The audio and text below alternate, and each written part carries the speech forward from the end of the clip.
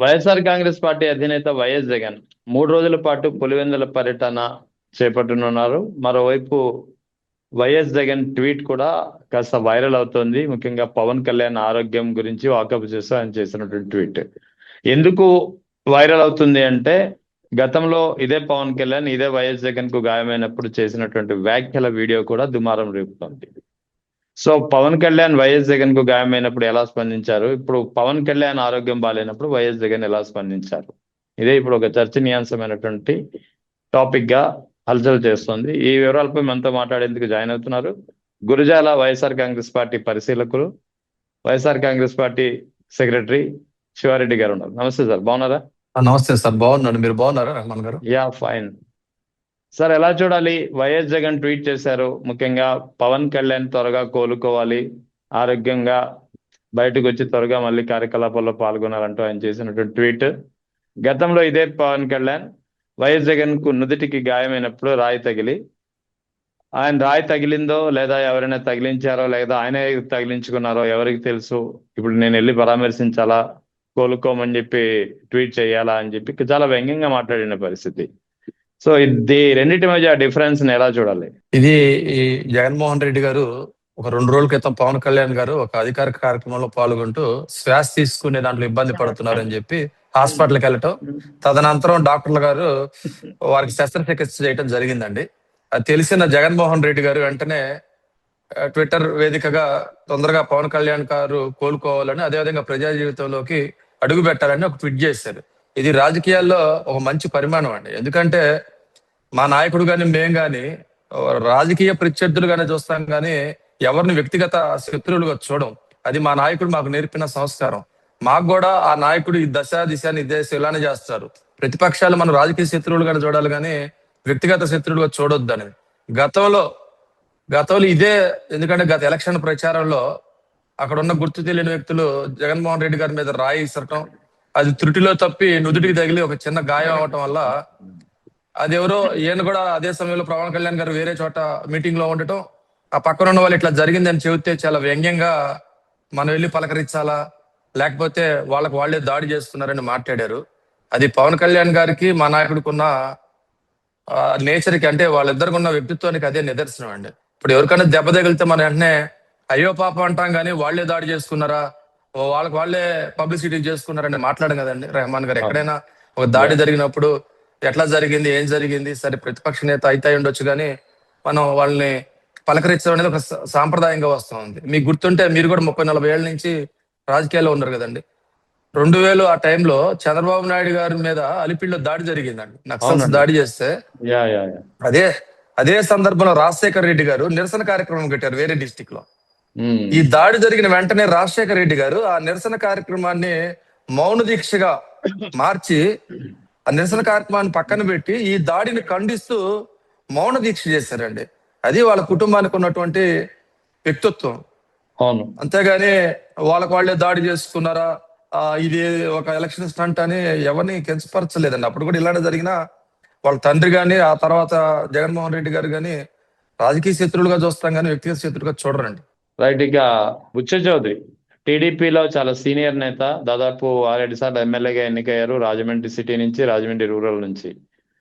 TDP పాలిట్ బ్యూరోకి మరోసారి ఆయన సభ్యుడిగా ఎన్నికయ్యారు. ఈ మధ్యన ఆయన చేసినటువంటి వ్యాఖ్యలు, ముఖ్యంగా అంబటి రాంబాబు వ్యాఖ్యలకు కౌంటర్ గా ఆయన చేసినటువంటి వ్యాఖ్యలు, మేము అధికారంలో ఉన్నాం, మాకు అడ్డం వస్తే ఎవరినైనా సరే నరికేస్తాం, ఇవే ఆయన చేసినటువంటి వ్యాఖ్యలు. ఎక్కడికి పోతున్నారు వీళ్ళంతా అసలు? అది ఇదే గతంలో కేవలం రప్ప అని ఒక బ్యానర్ కట్టినందుకు హోంమంత్రి అనిత చేసిన వ్యాఖ్యలు గుర్తుంది, పోలీసులు ఎలాంటి యాక్షన్ తీసుకున్నారో గుర్తుంది. మరి ఒక సాక్షాత్తు ఒక ఎమ్మెల్యే అయ్యండి, సీనియర్ ఎమ్మెల్యే అయ్యండి, పాలిట్ బ్యూరో సభ్యుడు అయ్యండి, మాకు అధికారం ఉంది, అడ్డొస్తే అడ్డంగా నరికేస్తాం, ఇవి ఆయన చేసినటువంటి వ్యాఖ్యలు. రెహమాన్ గారు, రాజకీయాల్లో ఈ బుచ్చయ్య చౌదరి గారు రాజకీయ పరంగా ఆరోగ్యపరంగా జీవితం చిరమాంక దశలో ఉన్నాడండి. ఇంత దిగజారుడు వ్యాఖ్యలు చేస్తాడని మేము కూడా వహించలేం. మాకు కూడా వయసులో అనుభవం తక్కువైనప్పటికీ గత 83వ సంవత్సరం నుంచి 1983 టీడీపీ పెట్టిన కాడి నుంచి అతను పార్టీలో పోటీ చేస్తా ఉన్నాడు.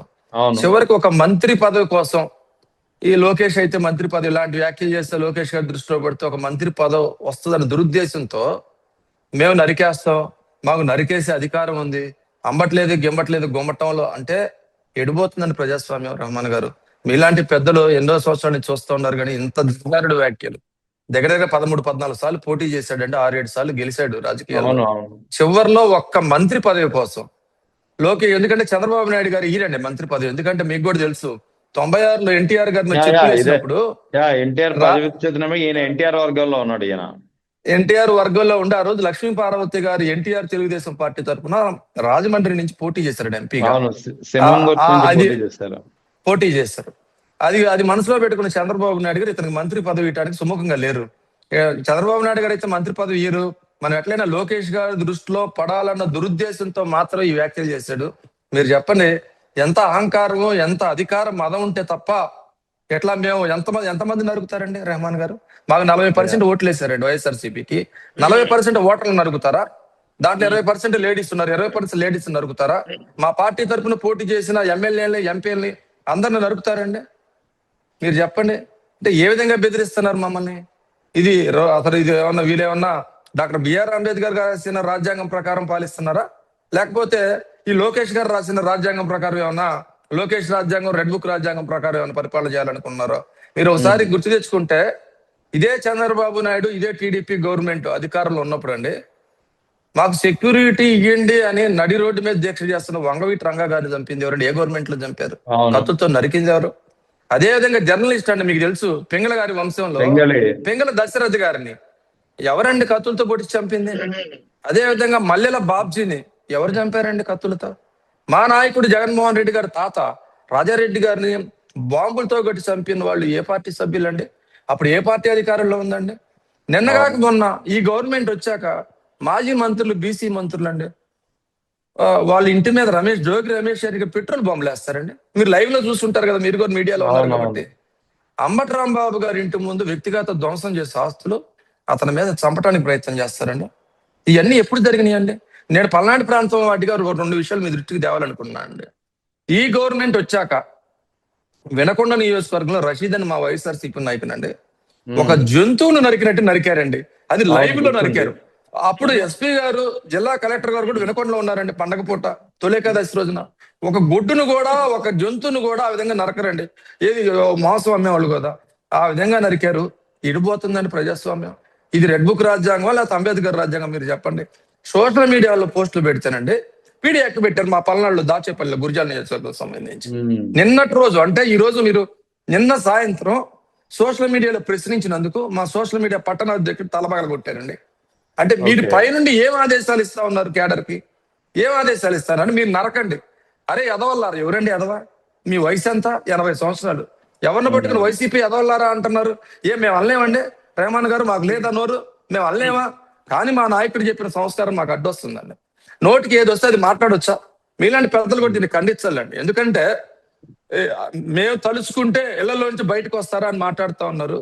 మీరు తలుచుకోండి, మా నాయకులు బయటకు వస్తారో లేదో చూపిస్తారు. మీరు ఒక్కటి అంబటి రాంబాబుని ఎదుర్కోలేక మళ్ళీ నిన్న పెట్టారండి కేసు. నిన్న సాయంత్రం కేసు నమోదు చేశారు. మళ్ళీ ఎందుకు భయపడతా ఉన్నారు? ప్రజాస్వామ్యంలో ప్రశ్నించే హక్కు ప్రతిపక్షానికి లేదండి. మేము ప్రశ్నించకూడదా? మేము వ్యాఖ్యలు చేస్తే మీరు డెవలప్మెంట్ చేసి చూపించాలా, లేకపోతే సూపర్ 6 హామీలు అమలు చేసి చూపించాలి. కానీ మేము నరుకుతాము, మాకు నరికే అధికారం ఉంది. నరకండి. ఎంతమంది నరుకుతారు సార్? వైసీపీ మీ టీడీపీకి ఓట్లు లేని వాళ్ళందరినీ నరకండి. ఓన్లీ టీడీపీ వాళ్ళకి వెళ్ళి సపరేట్ రాజ్యం పెట్టుకుని దాంట్లో ఉండండి. అదేనా మీరు చెప్పేది? మీరు కేడర్కి ఏమి దిశ నిర్దేశం చేస్తున్నారు? మీరు పైన మాట్లాడితే కింద కేడర్ ఆ కోపోద్రిక్తులై ఏమి ఇంకిత జ్ఞానం లేకుండా, ఏ భేదం లేకుండా ఎవరి మీద పెడితే వాళ్ళ మీద దాడులు చేస్తా ఉన్నారు. మనం ఏమన్నా పాకిస్తాన్ ప్రభుత్వం నడుస్తున్నామో, తెలుగుదేశం ప్రభుత్వం నడుస్తున్నాం? మీరు చెప్పండి. దాడులు ఎవరిదైనా సమర్థిస్తారా? మీరు వ్యాఖ్యలు చేస్తే, మీరు ఆరోపణలు చేస్తే నిరూపించండి. మమ్మల్ని ఏదైనా మేము నిజంగా తప్పు చేస్తుంటే జైల్లో పెట్టండి. లేదు మీరు ఇచ్చిన సూపర్ 6 పథకాలను అమలు చేయండి. అంతేగాని మీరు ఎక్కడో గుంటూరు నుంచి వలసపోయి ప్రశాంతంగా ఉన్న ఈస్ట్ వెస్ట్ గోదావరి జిల్లాల్లో ఇలాంటి ఉద్రిక్తమైన మాటలు మాట్లాడి ఇట్లాంటి వ్యాఖ్యలు చేసి అక్కడ ఉన్న ప్రశాంత వాతావరణం దయచేసి చేయొద్దు. అదేవిధంగా మీలాంటి పెద్దల మేధావులు కూడా ఈ వ్యాఖ్యలు తీవ్రంగా ఖండించాలని. ఎందుకంటే ప్రజాస్వామ్యంలో హింసకు తావులేదు కాబట్టి, ప్రజాస్వామ్యంలో హింసను ఎవరు సపోర్ట్ చేయరు కాబట్టి దయచేసి మీలాంటి పెద్దలు కూడా, మా వైపు నుంచి మేము కూడా కంప్లైంట్లు ఇస్తా ఉన్నాం. మా నాయకుడు ఆదేశాల మేరకు తను చేసే వ్యాఖ్యలు పోలీస్ స్టేషన్ లో మీలాంటి మేధావులు కూడా ఖండించాలని కోరుకుంటా ఉన్నాం. ఇక గురజాలలో పరిస్థితులు ఎలా ఉన్నాయండి వైఎస్ఆర్ కాంగ్రెస్ పార్టీకి సంబంధించి? ఎందుకంటే త్వరలో స్థానిక సంస్థల ఎన్నికలకు కూడా ఆ ఈ ముహూర్తం వచ్చేలా ఉంది. దాదాపుగా దీనికి సంబంధించిన సంకేతాలు వెలువడుతున్నాయి. పార్టీ పరిస్థితి ఎలా ఉందంటే మీరు ఏం చెప్తారు? ఇటు స్థానికంగా ఉన్నటువంటి సమస్యల గురించి ఏం చెప్తారు? ముందుగా ఇక్కడ ఉన్న సమస్యల గురించి చెప్తాను, తర్వాత మా పార్టీ పరిస్థితి గురించి చెప్తాను. గురిజాల్లో మీరంటే రెహమాన్ గారు, మీరు ఒకసారి మీకు కూడా మీడియాలో చూస్తూ ఉంటారు కాబట్టి 175 నియోజకవర్గాల్లో అత్యధిక దాడులు మా కేడర్ పైన జరుగుతున్న ప్రాంతం ఏదైనా ఉందంటే అది గురిజాల ప్రాంతం. ఓకే. మీరు ఆశ్చర్యపోతారంటే ఒక సోషల్ మీడియా యాక్టివిస్ట్ మీద పీడీ యాక్ట్ పెట్టారు సార్, మా గురిజాల నియోజకవర్గానికి సంబంధించి. ఎప్పుడైనా విన్నారా సోషల్ మీడియా యాక్టివిటీ మీద పీడీ యాక్ట్ పెట్టడం? అసలు సోషల్ మీడియా వ్యక్తుల మీద కేసులు పెట్టొద్దనే సుప్రీంకోర్టు ఆదేశాలు ఉంటే వీళ్ళు సెక్షన్లు మారుస్తారండి. వీళ్ళకున్న అధికారాన్ని అడ్డం పెట్టుకుని సెక్షన్ మార్చి దాన్ని పీడీ యాక్ట్ గా పెట్టి ఈ రోజు అతను సెంట్రల్ జైల్లో ఉన్నాడు. అదే విధంగా సోషల్ మీడియాలో పోస్టులు పెడుతున్నాడు, అధికారుల్ని ప్రశ్నిస్తాడని చెప్పి హరికృష్ణ అనే వ్యక్తిని విపరీతంగా మ్యాన్ హ్యాండ్లింగ్ స్టేషన్ పెట్టి 3rd డిగ్రీ పెడితే ఈ రోజు సెంట్రల్ నుంచి హ్యూమన్ కమిషన్ దాని మీద ఎంక్వైరీ జరుగుతోంది. ఇదే దాంట్లో పిల్లుట్ల అనే గ్రామంలో దగ్గర 300 మంది కుటుంబాలని, ఎస్సీలని, మైనార్టీలను ఊళ్ళో వదిలిపెట్టి 2 సంవత్సరాల నుంచి ఊళ్ళోకి రానికపోతే మొన్న మా కార్యకర్త ఒకరు వెళ్తే ఆ కార్యకర్తను చంపేస్తారండి పిల్లుట్ల అనే గ్రామంలో. ఒక 2 నెలల క్రితం విపరీతమైన దాడులు, ప్రశ్నిస్తే దాడులు, అక్రమ కేసులు, దాష్టికాలు, దౌర్జన్యాలు. Social media YS Rajasekhara Reddy గారి బొమ్మ ఉంటే చూసి దడుచుకుంటున్నారండి వాళ్ళు. ఎవరైనా బండి మీద జగనన్న ఫోటో పెడితే వాళ్ళ మీద కేసు నమోదు చేసే పరిస్థితులు, అత్యంత ఆటవిక రాజ్యం, గోండా రాజ్యం ఈ గురిజాల్లో జరుగుతూ ఉంది. ఇటువంటి పరిస్థితుల్లో స్థానిక సంస్థలు అంటారు. మీకు ముందుగా చెప్తున్నానండి, మా గురిజాల నియోజకవర్గం, ఎందుకంటే నేను అబ్జర్వర్ గా పనిచేస్తా ఉంది కాబట్టి, ఈ పల్నాడులో మొట్టమొదటి మెడికల్ కాలేజీ గురిజాల్లో తెచ్చిన ఘనత నారాయణ రెడ్డి గారికి దక్కుతూ ఉన్నది. మా జగన్మోహన్ రెడ్డి గారు 17 మెడికల్ కాలేజీలు తెచ్చారు. దాంట్లో మా పల్నాడుకి సంబంధించి ఉన్న మెడికల్ కాలేజ్ వరకు, మా పల్నాడులో మెడికల్ కాలేజ్ లేదండి. రెహమాన్ గారు ఫస్ట్ కాలేజ్ తీసుకొచ్చి గురిజాల్లో పెట్టారు. ఎందుకంటే అక్కడ ఏదన్నా ఒక చిన్న యాక్సిడెంట్ కానీ ఒక డెలివరీ కావాలంటే సుమారు 70-80 కిలోమీటర్ల దూరంలో అటు గుంటూరు కానీ ఇటు నర్సరావుపేట కానీ తీసుకొచ్చే పరిస్థితి అండి. ఈ లోపు హార్ట్ అటాక్ సంబంధించి ఇలాంటి వాళ్ళు కూడా చాలా ఇబ్బందులు పడుతున్నారని, కొంచెం వెనకబాటుకు గురిందని చెప్పి ఫస్ట్ టైం గెలిచారండి అక్కడ మహేష్ రెడ్డి గారు. వెంటనే జగన్మోహన్ రెడ్డి గారిని రిక్వెస్ట్ చేసుకుని అక్కడ మెడికల్ కాలేజీ పెట్టారు. అదే విధంగా అండి బైపాస్, మీకు ఐడియా ఉంటే అద్దంకి నార్కేటవల్పల్లి హైవే ఉందండి. ఆ పిడుగురాళ్ళు అనే పట్టణంలో విపరీతమైన ట్రాఫిక్ జామ్ తోటి హైవే నిర్మాణం చేసి ఆ కనెక్షన్స్ అన్ని ఇచ్చి లక్షలాది మందికి, ఎందుకంటే ఆ రోడ్లు చెన్నై హైదరాబాద్ రోడ్లో విపరీతంగా వెహికల్స్ పోతా ఉండే పరిస్థితి, వాళ్ళందరికీ ఆ ట్రాఫిక్ కష్టాలు లేకుండా చేశారు. ముఖ్యంగా అండి గురిజాల, దాచేపల్లి అంటే పట్టణాలని ఒక్క నియోజకవర్గంలో 3 మున్సిపాలిటీలు ఉన్న నియోజకవర్గం ఏదైనా ఉందంటే అది గురిజాలకి ఆ మొదటి వరుసలో ఉంటదండి. 2 కొత్త మున్సిపాలిటీలు తీసుకొచ్చారండి మహేష్ రెడ్డి గారు. గురిజాల ఆల్రెడీ పిడుగురాళ్ళు ఉంది, గురిజాల, దాచేపల్లి మొత్తం 3 మున్సిపాలిటీలు ఉన్నాయి. ఈ 3 మున్సిపాలిటీల్లో ఆల్రెడీ వార్డు పర్యటనలు, గ్రామ కమిటీలు, వార్డు కమిటీలు ఏర్పాటు చేసుకోవడం జరిగిందండి. మొన్న వాళ్ళందరినీ పెట్టుకొని మహేష్ రెడ్డి గారు దశాదిశ నిర్దేశం చేశారు. తర్వాత వార్డు పర్యటన చేయబోతున్నాండి. మేము వార్డు పర్యటన చేసి అక్కడున్న క్యాడర్ లో మనోధైర్యాన్ని నింపి మళ్ళీ ఎలక్షన్స్ కి సమాయత్తం చేస్తున్నాం. మేమైతే 3 మున్సిపాలిటీల్లో గెలిచే అవకాశాలు మాకు ఎక్కువ ఉన్నాయని చెప్పి మేము బలంగా నమ్ముతాను. మా క్యాడర్ కూడా ఇటువంటి దాడులకి, దౌర్జన్యాలకి, అక్రమ కేసులకి, దాష్టికాలకి భయపడకుండా ఒక్క పిడుగురాల పట్టణంలో అండి రెహమాన్ గారు మీరు ఆశ్చర్యపోతారు, 2250 మంది కమిటీ సభ్యులు ఉన్నారండి మాకు ఒక్క పిడుగురాలలో. అంతమంది మేము పార్టీగా అండగా ఉంటాం, మహేష్ రెడ్డికి తోడుగా ఉంటాం అని ధైర్యంగా ముందుకు వస్తే నిజంగా మాకు, మా పార్టీ నాయకులకి చాలా మనోధైర్యం ఉందండి. ఎంత గొడవల్లో కూడా మేము ఉన్నాం, పార్టీకి అండగా ఉన్నామంటే. అదేవిధంగా జగన్మోహన్ రెడ్డి గారు చేసిన సంక్షేమ పథకాల్లో చాలా అంటే చాలా బలంగా ప్రజల్లోకి వెళ్ళాను. ఎందుకంటే వీళ్ళు సూపర్ 6 హామీల్లో ఒక్క పథకం కూడా ఫుల్ఫిల్ చేయలేదండి. నేను మన కూడా చెప్పాను, మళ్ళీ చెప్తా ఉన్నాను, చేయలేదు. ఈ రోజు ప్రజల ఆలోచన ఎలా ఉందంటే, పాలిచ్చే ఆవును తోలి పొడిచే దున్నపోతు సంధానం తెచ్చుకుందాం సంధాన ఓటర్లు ఈరోజు ఆలోచిస్తా ఉన్నారు. తొందరలో మేము కూడా మున్సిపల్ ఎలక్షన్ కోసం, స్థానిక సంస్థల ఎలక్షన్ కోసం వెయిట్ చేస్తా ఉన్నామండి. ఆ ఎలక్షన్స్ లో వాళ్ళని ఓడించి 3 మున్సిపాలిటీలు గెలిచి వాళ్ళు తగిన గుణపాఠం చెప్పడానికి ఓటర్లు సిద్ధంగా ఉన్నారని, మా కేడర్ కూడా ఉత్సాహంగా పనిచేస్తారని మేము భావిస్తా ఉన్నాం. తట్టుకోగలరా? కూటమి ప్రభుత్వాన్ని తట్టుకొని ఎన్నికల్లో ధీటుగా నిలబడగలరా? ఎందుకంటే వాళ్ళ చేతిలో అధికారం ఉంది, పోలీసులు ఉంటారు, అందరూ అన్ని ఉంటాయి. తప్పకుండా అండి. మా కేడరు, ఎందుకంటే ఇప్పుడు రెహమాన్ 2వ సంవత్సరం పూర్తి చేసుకునే పరిస్థితి అండి. ఏప్రిల్ 2 సంవత్సరాలు పూర్తి 3వ సంవత్సరంలో అడుగు పెడతా ఉన్నాం. ఈ 2 సంవత్సరాల్లోనే విపరీతమైన దాడులు జరిగినాయండి. విపరీతమైన కేసులు పెట్టారు, విపరీతంగా మ్యాన్ హ్యాండిలింగ్ చేసినా గానీ క్యాడర్ ఇందాక చెప్పాకండి, ఒక పిడుగురాళ్ళలోనే 2250 మంది క్యాడర్ రెడీగా ఉన్నారు పార్టీకి పనిచేయడానికి. గురజాల నియోజకవర్గం మొత్తం మీద 9000 మంది కార్యకర్తలు. ఎందుకంటే మా నాయకుడు ఐడి కార్డులు ఇష్యూ చేస్తా ఉన్నారండి.